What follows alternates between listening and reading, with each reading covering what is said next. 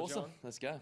can you just describe what it's like to be on a full show court 3 and doing it in 5 sets?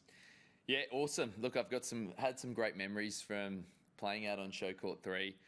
Still to this day, one of my most memorable moments there was when I played Gilles Muller out there, and I think I won 5 in the 5th there, and that really gave me the confidence that, you know, that I kind of belonged at this level. So to fast forward a few years and to have another really big match out there was pretty special.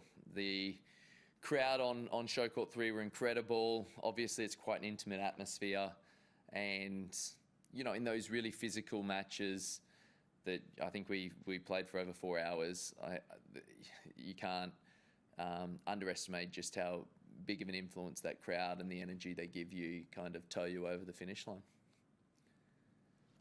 Johnny, congratulations Thank on the you. win, mate. That was awesome to watch. It's your first 5-set win in 7 years, third overall, and your second longest match of your career. Okay. How much confidence does that give you to just keep pushing? And you know, you had a not much confidence now. You told me I haven't won one for a while. No, look, it's awesome. They're the ones you remember. You know, the ones where you leave it, absolutely everything out there.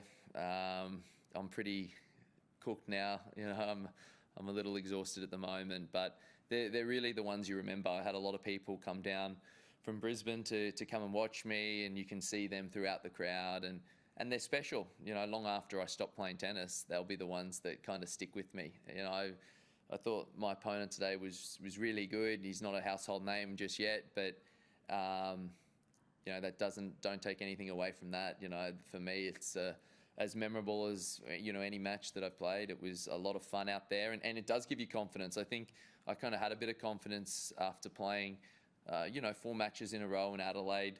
That was a really good blowout, and coming here, I felt like the body's been probably as good as it has been in the last probably 12 months.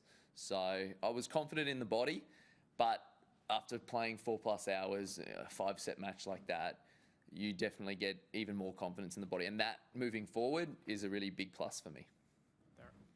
Johnny, congratulations. In Thank terms you. of the actual match play itself, first 3 sets for an arm wrestle, I think you had 1 break point in the first 3 sets, 10 in the last 2. He hit 55 winners in the first 3 sets, only 11.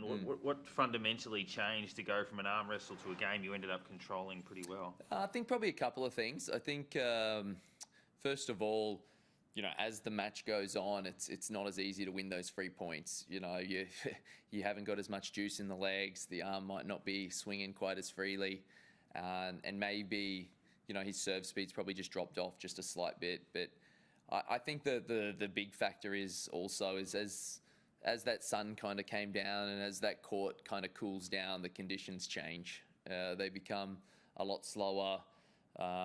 You have to really grind and to win your points. You don't get as many free points on serve, and all of a sudden it becomes probably even more of a physical battle. So even though the scoreline, you know, in the last 2 sets probably doesn't depict it, the rallies were probably a little bit more physical, which probably tilts, you know, the tie in my favour a little bit. You know, they're the types of points that I have to play to be dominating them, and he's obviously a guy that relies on his serve and wants to probably finish the point a little bit quicker. So I think the conditions as it cooled down probably played into my hands a little bit more.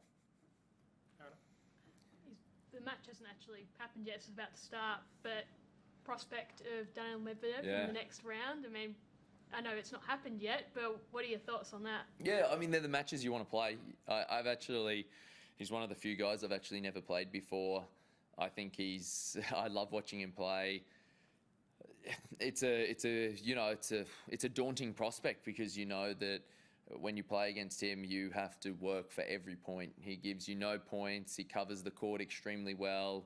He extends the rallies, and that's how I'm winning my rallies. So it's going to be a really tough battle, but I've had a couple of big matches before against some of these big players, and generally speaking, I like to test myself against them. So yeah, if he survives, there's been a few upsets already so far this Australian Open, even on day 1.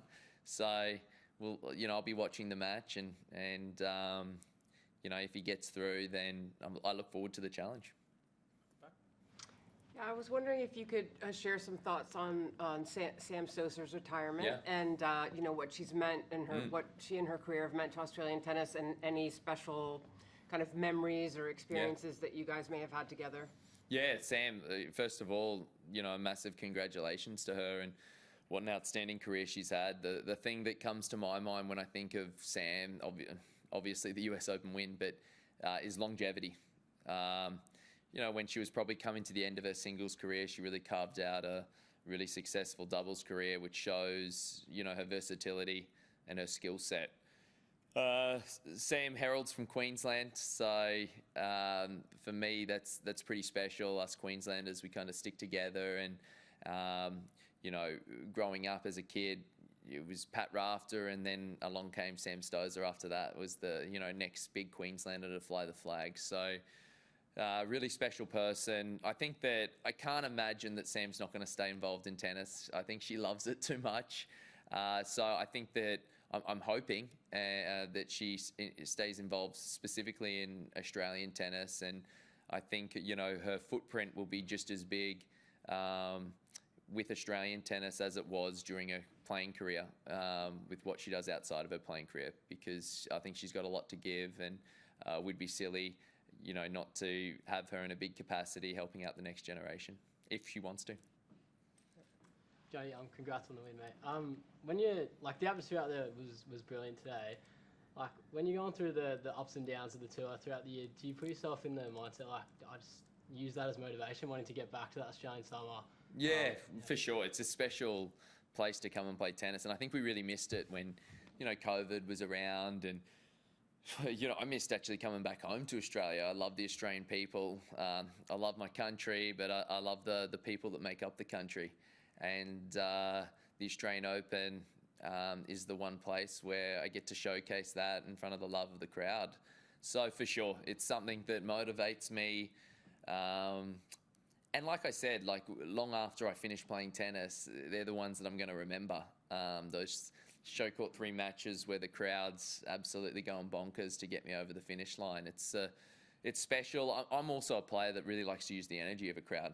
You know, I see people throughout the crowd. Some people I know, some people I don't. But if they're giving me energy, I want to give them a bit of energy back. So makes it really special. And, you know, I've definitely taken a few snapshots in my mind, you know, that I'll hold for a long time. Just, John, you mentioned the injuries that you've suffered last season. Yeah. How is the body at the moment? And what were sort of the problems that you were having throughout the course of 2022? Yeah, look, probably the body's the best it's been in 12 months. There's a couple of factors for that. A massive one is Dirk Spitz coming back and working with Tennis Australia.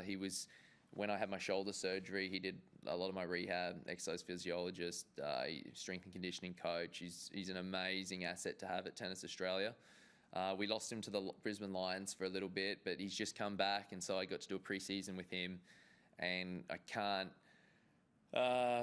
you know, I can't stress how important he's been to getting me in as good a shape as I have been for a long time. Last year was challenging. You know, I think probably started off probably a bit of mental problems, fatigue to begin with. I had a 7-day off season.